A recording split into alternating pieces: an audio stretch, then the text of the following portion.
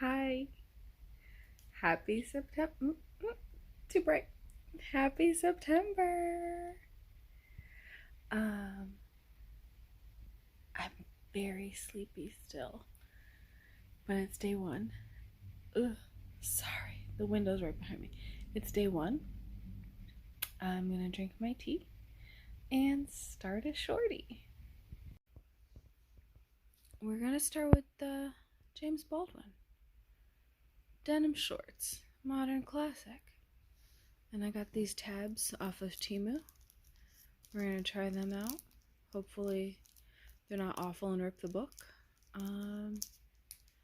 I have a feeling I'm gonna want a tab. I've never read James Baldwin before, but I have faith in him moving me.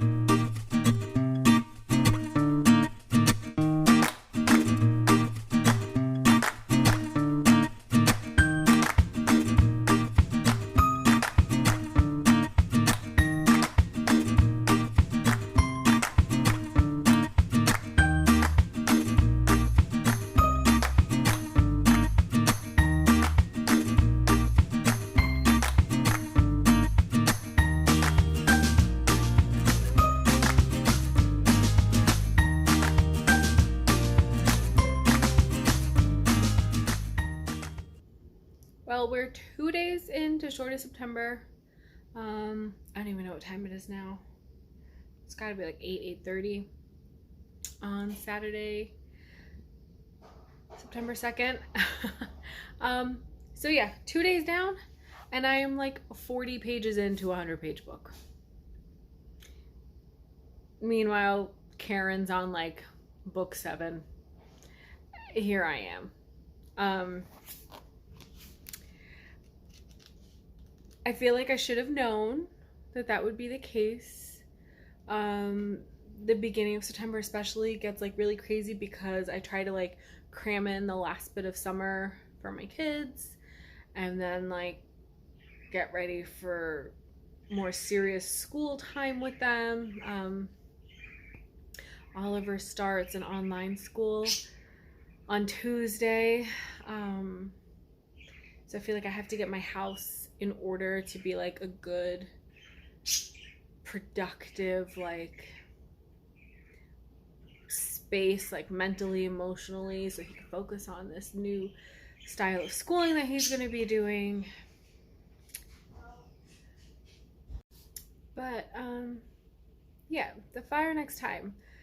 I guess even though I've somehow managed to stretch this out into three, I'll just call it 3 days. There's no way I'm finishing it tonight. I'm already exhausted. We could talk about it anyway. So it's split into 2 letters. The first one is called My Dungeon Shook, and it is a letter to my nephew on the 100th anniversary of the Emancipation. I was blown away. I loved it. I threw a couple tabs in it. Underlined the heck out of it. Yeah, just it. The letter to his nephew is basically like, look, you are a black boy who will grow up to be a black man, and the world is going to want you to stay in your place. And like the root of that problem is not you. Like the biggest danger to you is to believe the things you'll hear about yourself. Yeah, that's paraphrasing it. It was beautiful. I'll try to like organize my thoughts better to wrap this up if I ever finish this, and yeah, give you specific quotes. The second letter, so I mean, and that was only 10 pages long, maybe, yeah. Because then on page 11 starts, down at the cross, letter from a region in my mind. And that's slowing me down. So not only am I busy, I'm also like, where's he going? And so far he has talked about the role religion has played with him kind of reconciling his place in society and his racial identity, and yeah, how he's got involved in religion, and some like contradictions of religion. But like, where are we going? It's this like weird headache for like 3 days that just like kind of like pulses and then leaves. I don't know, like pulse again.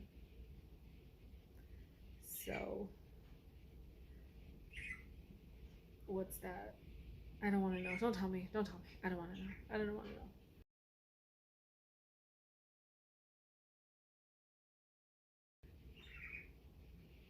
Nate's outside with the kids right now. I was just sitting out there, so my face feels hot because we have a little backyard fire going.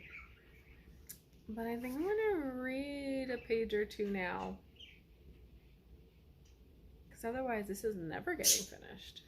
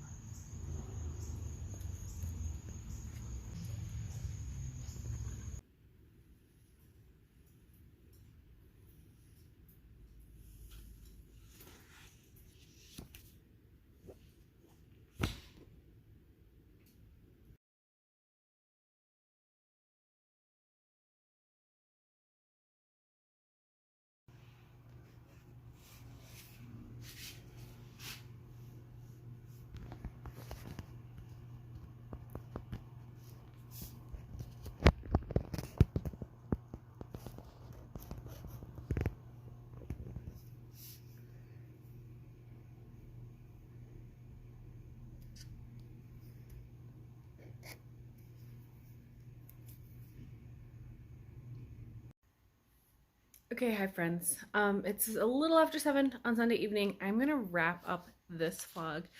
I finished The Fire Next Time by James Baldwin. Really, really good. I feel like it's something I should read again to like really get. I am not in a position nor knowledgeable enough to like really discuss this book. I feel like it's certainly not something you give a rating to. It is nonfiction. It is him speaking about his own experiences, his own observations in Harlem in the 1960s during, the civil rights movement and the Black Islam or Islam Nation, the Black Muslim, oh my gosh, that movement. He dissects Christianity in Black communities. He dissects how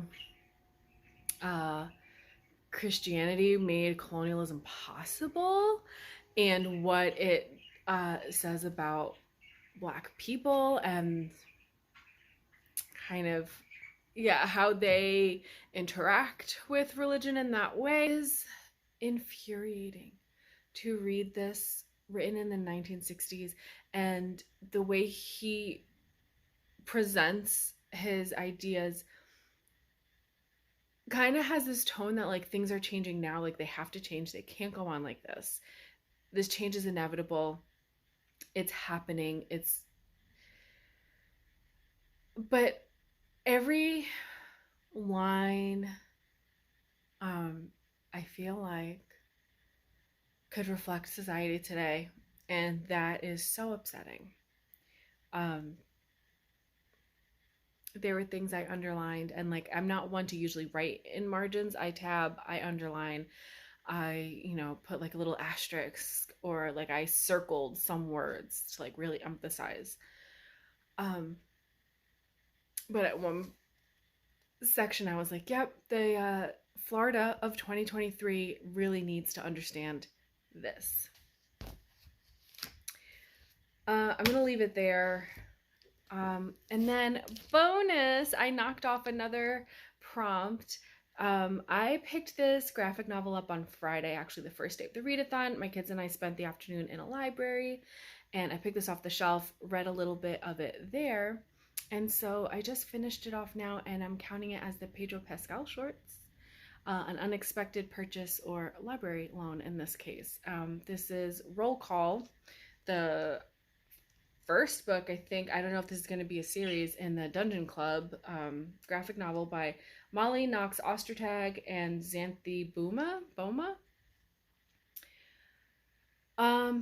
Really, really cute. These are a group of 8th graders, a social butterfly here in the middle. She is the dungeon master, and this is her best friend, kind of antisocial, and someone that they've gone to school with and they start playing Dungeons and Dragons with. Really cute story about kind of letting your guard down. There's some bullying issues to overcome. There's some personal anxieties to overcome. It was, you see the kids in like real world at their school, at their homes. You see some parental pressure being placed on some characters. And then there's also scenes from their Dungeons and Dragons campaign that's very fantastical. And they're playing characters that they've made up. They've made up their own backstories. They've made up their own identity. And so it's not really mentioned, but visually, you are seeing that these characters are playing with their identity and gender expression in like a really healthy way. There is some bullying about perceived sexuality, and so I'm wondering if that'll be explored if they continue this series.